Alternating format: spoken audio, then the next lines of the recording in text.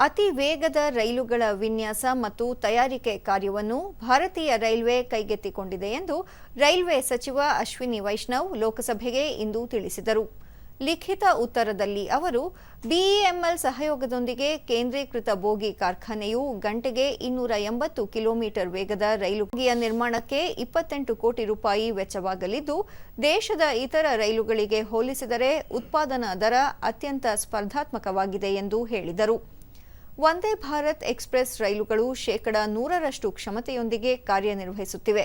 ವಂದೇ ಭಾರತ್ ರೈಲುಗಳ ವೇಗವನ್ನು ಕಡಿತಗೊಳಿಸುವ ಯಾವುದೇ ಪ್ರಸ್ತಾಪವಿಲ್ಲ ಎಂದು ಸ್ಪಷ್ಟಪಡಿಸಿದರು. ಹಾಗೆಯೇ ಮುಂಗಡವಾಗಿ ಕಾಯ್ದಿರಿಸದ ಬೋಗಿಗಳನ್ನು ಸ್ಥಗಿತಗೊಳಿಸುವ ಚಿಂತನೆ ಇಲ್ಲ. ಪ್ರಸಕ್ತ ಹಣಕಾಸು ವರ್ಷದಲ್ಲಿ 600ಕ್ಕೂ ಅಧಿಕ ಸಾಮಾನ್ಯ ವರ್ಗದ ಬೋಗಿಗಳನ್ನು ಸೇರ್ಪಡೆಗೊಳಿಸಲಾಗಿದೆ. ಬೇಡಿಕೆ ಹೆಚ್ಚುತ್ತಿರುವ ಹಿನ್ನೆಲೆಯಲ್ಲಿ ಹವಾನಿಯಂತ್ರಣ ರಹಿತ ಹಾಗೂ ಸ್ಲೀಪರ್ ವರ್ಗದ 10,000 ಬೋಗಿಗಳನ್ನು ಉತ್ಪಾದಿಸಲು ಉದ್ದೇಶಿಸಲಾಗಿದೆ ಎಂದು ತಿಳಿಸಿದರು.